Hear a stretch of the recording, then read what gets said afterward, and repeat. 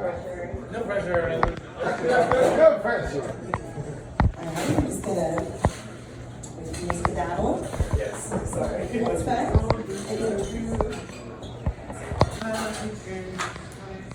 How's everybody doing? Awesome. My name is Regina. This is like my second time doing stand-up here at the Junction, so I'm really happy to be here. I was in a car accident on Monday. Yeah, I was driving to work, and a car just hit me at a red light. I tell you, these drivers from South Florida, like, they think that driving I-75, they think it's okay to just drive all crazy. Anyways, I got hit by a car. I'm okay. I have a mild concussion. Everything's fine. I forget where I'm at right now, though. Where am I? Anyways, I'm fine. Just mild concussion. So when the kid came out, because it was a kid, you know, I think he was like 17 or something, and he had like braces, and he was like black, and he was like, oh my God, I'm so sorry. And I was like, it's okay, it's fine, you know, like, because I just felt really bad for him, you know, like, he was just being a fucking idiot, you know, driving as a teenager, like, we've made mistakes. So when I told people, they were like, hey, you know, you should definitely go ahead and sue that guy. And I was like, no, I can't do that, you know, it was a mistake. But if he was white, though, I would have been like, oh my God, my spleen, my spirit, everything is broken. I need to wear a neck brace. But if I had a Black Lives Matter like bumper sticker, I would have not done it. I'm like, okay, it's fine. But yeah, so that was like my new material. Let's get to some other stuff. I'm gay. I call myself a lesbian, pansexual, bisexual lesbian. Doesn't make any sense, but whatever, neither does sexuality. I recently came out to my mom. And when I told her I was gay, she said, let me do the accent. She's Asian. She goes, I'd rather you be with 50 men than to be with one woman. Well, I already did that. Are you proud of me? She was not proud of me. She was actually very, very upset. It's funny that she's so anti-gay. Actually, the only gay person my mom likes is Ellen DeGeneres. She's like, oh, even though she's gay, she's so funny. She's a funny lady. But you know, if my kid was ever gay, I'd send him to Iraq. Yeah. It's okay, you laugh at it. My trauma is hilarious. That's how I'm processing things instead of therapy. Yeah, but it's really ironic that my mom was so anti-gay when I learned about gay sex from church. There's actually a visiting pastor, and he had a very enthusiastically, very, very homophobic sermon. And he said, in front of everybody, I was 12 years old, you know, the lesbians, they get the fake penis and they put it inside of each other. I was 12, so I did what any 12-year-old would do, which is write it down in my Bible. And I was like, this is really good. This guy is spitting some facts. Very good. I learned a lot about lesbian sex. So as a curious 12-year-old, what I did then was go on the internet. And I don't know what was going on, like the mid-2000s. Also, kids should not watch porn. First thing. But whatever. Mid-2000s. And there's like a trend of like jelly double-sided dildos. Yum. I was very confused because I didn't know anything about sex. My parents are very, very conservative. To give you an idea of how conservative my mom was, she didn't want me to ride a bike because she thought that I would break my hymen. I think she was afraid that I would go off and have sex with boys. I walked, so that was not a problem. So yeah, double-sided jelly dildos. As I was, watching the pop-up that came after I downloaded porn from LimeWire, which is a bad idea because my mom found out when she was trying to pay her bills, hot, sexy teens in your area. That was not what I was trying to do. I didn't know about clearing the cookies in history at the time. So, I'm looking at these jelly double-sided dildos, and I'm just wondering, when is mine gonna come in? Like, is mine gonna drop at some point? Like, as I get older, will my pink jelly double-sided dildo, like, drop from my vagina, kind of like how dudes have balls that drop? Like, and to this day, I'm still waiting. And it still has not come. It's been very, very frustrating. Yeah. But yeah, my mom is like very, very conservative, very, very Christian. But I've been trying really hard to get closer with my family. Unfortunately, my dad died from COVID like a month ago. Yeah, it's awful because just this awful disease that, it's so senseless. Like so many people have like died, and the way I dealt with it was by sucking dick, actually. Hear me out. You can't be sad when you're going, right? You don't think about how insignificant you are in the world, or just how nothing means anything, how you're working 40 hours a week to survive. Just choke. It works. You don't think about that. It's very inconsequential when you think about your tiny place in the universe. I know there are the 5 stages of grief. I think the first one's like rejection, denial, or whatever. I don't fucking know. I think the first one should actually be dick sucking, and I think you should put that in the DSM-5. It doesn't matter. It doesn't make any sense. Shut up. You did not take AP psychology. I did. I got a 4. Okay. All right. Awesome. So I'm married. That's my wife over there. We've been married for 2 years. My wife identifies as non-gender binary. So if people don't know what that means, it means that they use they, them, he, him pronouns and not she, her pronouns. They don't identify within the binary of man or woman. Instead, they identify as autistic. Yeah.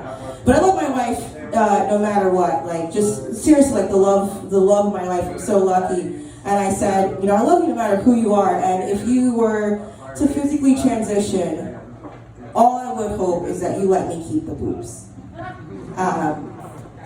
For juggling. For juggling. My wife was not very happy when I said that joke, surprisingly. Not because it reinforces the gender binary and this idea that genitalia has something to do with your inherent gender, but because you can't juggle with 2 titties, in which case I was like, okay, I can't juggle 2 titties, much less 3. So that was okay. So we're also trying to have a baby, but we're poor, so we're gonna do the way that God intended, which is by being raw dog. So any donors, please come to me afterwards. Just don't be a Scorpio. I don't know what that means. I just know that's gross. Even though I am gay, I do not know the religion of my people. It's all confusing to me. What is this moon, the stars, the clouds? None of it makes any fucking sense to me. So yeah, I'm open for baby juice. Don't actually talk to me after the show because I have major anxiety. I'll run away from you. I am a total pussy. Please don't do that. Okay. So I have some other jokes here. They're kind of like my experimental jokes. They're not very good. But I think of myself as a socialist comedian where I'm not going to steal your jokes. I want to collectivize your jokes. So I'm going to workshop some of these jokes. And then we're going to try to figure out how to make it more funny. Okay? Great. Awesome. So I went to a gun range recently. That was fun. Anybody here shoot a gun? Okay. Great. Everyone else is a fucking liberal. I get that. So yeah, I went to go shoot a gun, and I shot AR-15. Does anybody know what AR-15 is? You look like you know what an AR-15 is, of course. So yeah, I shot an AR-15. I don't know what it is, don't know the specs. All I know is that it was big, black, and powerful, like my strap on. Okay.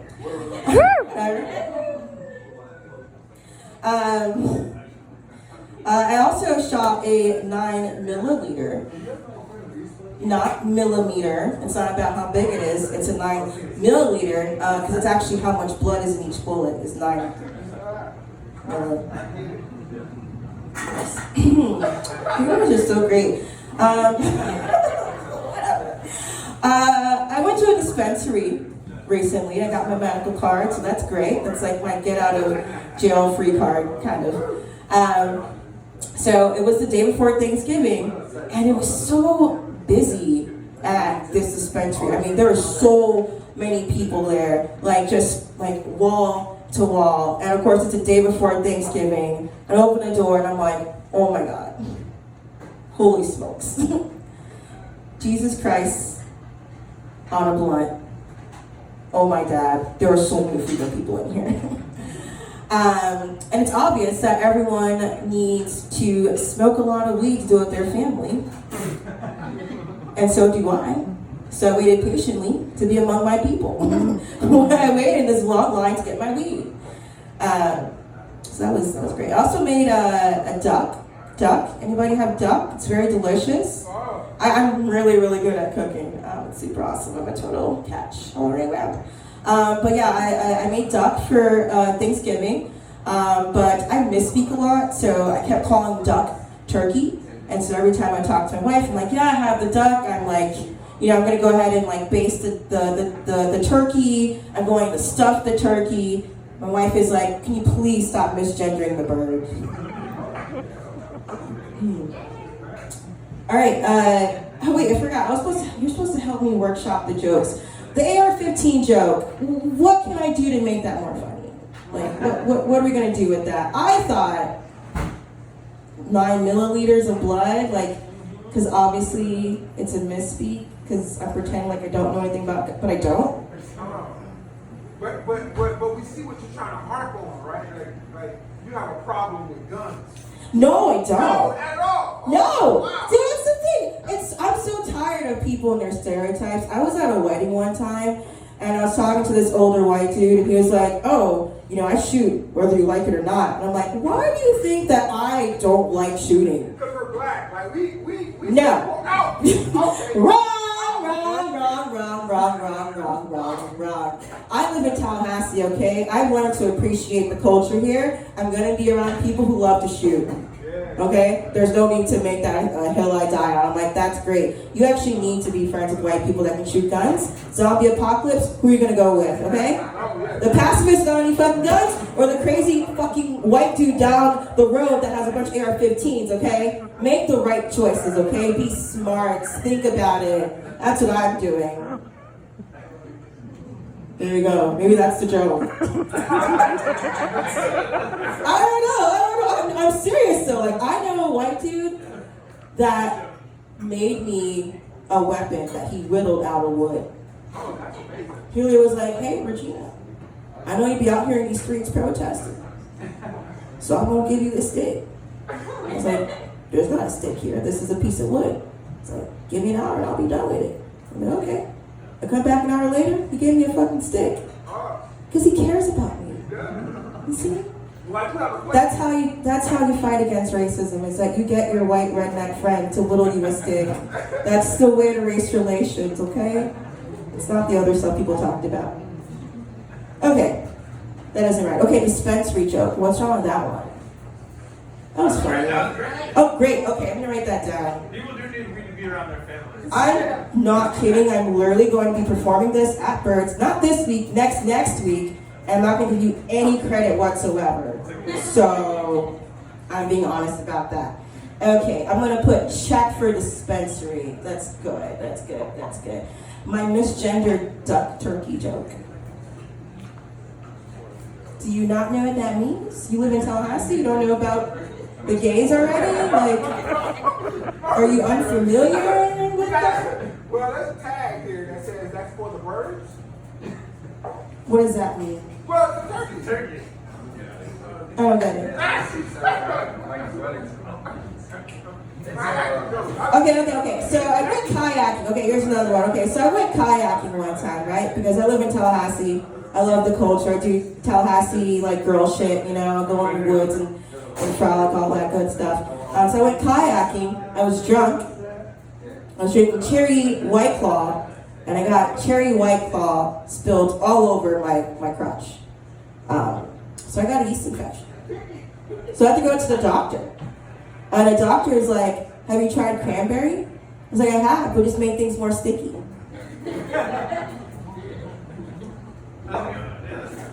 Okay, it gets worse. So he, the doctor, because I'm at the doctor's office, because this is connecting with the other joke, right? He says, hey, take off your clothes, get undressed, I'm gonna go ahead and give you an exam. I was like, I don't know, I feel kind of weird about this. He's like, no, I'm a doctor, trust me. I'm like, okay, cool. So I get on, he tells me to get on the exam table, and then put my feet on the stirrups. And I was like, I prefer not to be stirred up right now. But he's, that's fine. This is great. I actually forgot the rest of the joke. Let me just look over here. It involves something about my doctor. The first part of telling the joke is remembering it and not getting too high to forget. So that's the first part. Anyways, those are all my jokes. Did you just say eye doctor? Yeah. So if your eye doctor is wanting you to put your legs in the stirrup, I think you need to find another doctor. Well, see, that was the joke, but then I forgot how to do it. Anyway, thank you so much. I'll be here next week. I think I'll be a little bit better.